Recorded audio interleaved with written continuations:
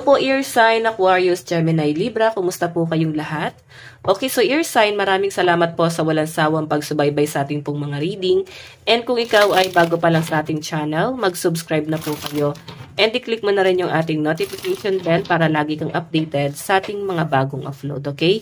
So yan guys, sa mga interesado naman sa ating private reading, iiwan ko na lang po yung link ng aking Facebook sa ating pong description box below. Ayan, message nyo na lang ako guys. Okay, tignan natin. Gabay kapalaran po ni Ear Sign, Aquarius, Gemini, Libra. Gabay kapalaran po ni Ear Sign, Aquarius, Gemini, Libra. Okay, gabay kapalaran po ni Ear Sign. Guys, meron po tayong confidence. It comes with time and practice. So, ano ba to? Meron kang gustong gawin. So, kulang ka sa confidence. Confident? Hindi ka confident? Hindi ka, parang di ka satisfy na kaya ko ba itong gawin? So, meron kang gustong simulan guys, pero nakikita ko sa inyo guys, nawawalan ka ng kumpiyansa sa sarili guys. Ayan parang napanghihinaan ka ng loob, di mo alam paano ka magsisimula. Okay, so sinasabi rito guys, it comes with time and practice. Ibig sabihin, darating ka dun sa panahon na yon, kailangan mo lang guys i-practice ng i-practice, makukuha mo rin yung tamang mechanics. Okay, wag ka guys magmadali dito sa bagay na to. So, yung iba kasi inyo guys, pwedeng, nahusgahan mo na yung sarili mo, na parang, hindi ko siguro talaga kaya, baka wag na lang. Ano ba to, pwedeng sa trabaho, may gusto nang sumuko, ayaw pagtiyagaan to, or pwedeng training, pwedeng mabigat yung training, pwedeng hindi nyo guys kaya. So, parang pasuko na rin yung energy. Ayan. Sige, tignan pa natin ang Ear Sign, Aquarius, Gemini, Libra. Ayan, may sasakyan. Ayan, pasensya na guys sa ingay ng mga sasakyan. Okay, tabing daan kasi. Okay, Ear Sign, tignan natin. Gabay kapalaran po ni Ear Sign, Aquarius, Gemini, Libra. So guys, meron po tayong red, forgive. I think, kina-question mo yung sarili mo. Ngayon, kinakausap mo yung sarili mo. Ano bang mali? Saan ba ako nagkulang? Pwedeng aware ka. Ayan, ikaw to So, energy mo to. May nagawa ka bang pagkakamali? May kasalanan ka ba? Sinasabi rito guys, parang siguro hindi na talaga mag-work. Baka hindi na talaga ako mapapatawad. Or baka kailangan ng tanggapin. Yan yung nasasagap ko sa mga Ear Sign ngayon.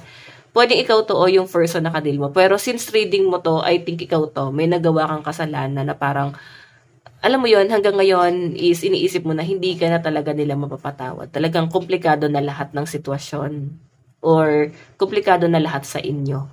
Ayan po yung nakikita ko dito, Ear Sign. Okay? Ayan. Forgive. Ang pagpapatawad naman kasi guys, hindi yan mabilisan, no? Parang kailangan mong mag-effort talaga. Kailangan mong ipakita yung best mo. Kaya siguro guys, nawawalan ka ng confident dito. Kasi pwedeng, ikaw mismo, napangungunahan ka ng parang napanghihinaan ka ng loob. So, hindi mo na guys talaga patutunayan. Okay? Wala ka na talagang gagawin. Siguro kailangan Ear Sign, may patunayan ka, may gawin ka. Okay? Ayan ang sinasabi ko. Once na magkamali ka, pag nagkamali ka sa isang bagay, kailangan patunayan mo yung sarili mo na kaya mong magbago, kaya mong ayusin yung sarili mo. Hindi yan guys, parang dahil nahihiya ka, wala ka ng confident, or baka ma-judge ka, baka may sabihin yung mga tao na ganito. So, di ba nawawalan ka guys ng kumpiyansa sa sarili. Okay? So, pwede rin naman guys na person mo yan. May alitan ba kayo ng person mo? Ba kailangan dito guys ng pagpapatawad? Kailangan may humingi ng tawad? Kailangan may mag-effort? Okay, tignan pa natin guys.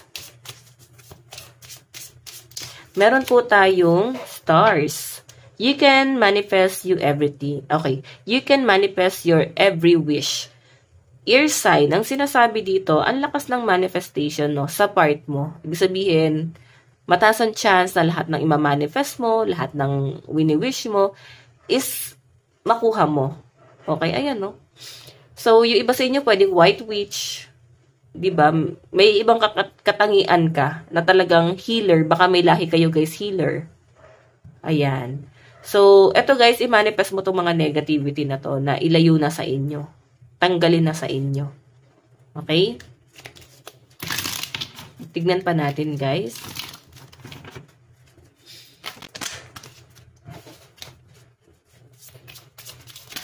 Ear sign, Aquarius, Gemini, Libra.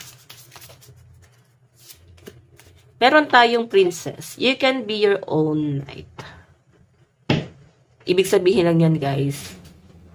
Kung sa tingin mo walang magtatanggol sa inyo, wala kang magiging knighting shining armor, so, ipagtanggol mo yung sarili mo.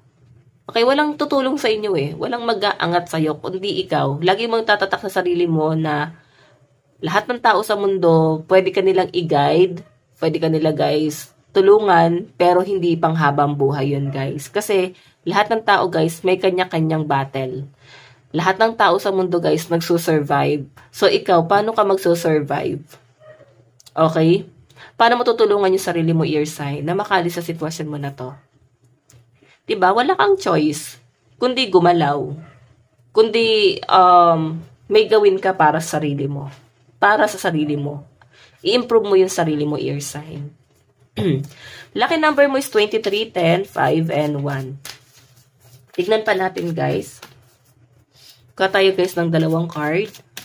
Additional message.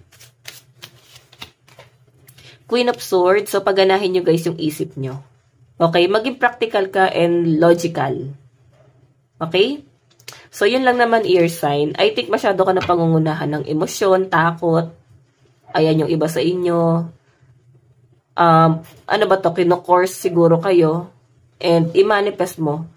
Okay? Na mawala na lahat ng sumpa or kung ano man yung nararanasan mo ngayon na ang laki ng pagbabago. So, minsan kasi guys, para mawala yung sumpa na yan, kailangan mapatawad kayo ng taong nagawa nyo ng masama. Yun eh.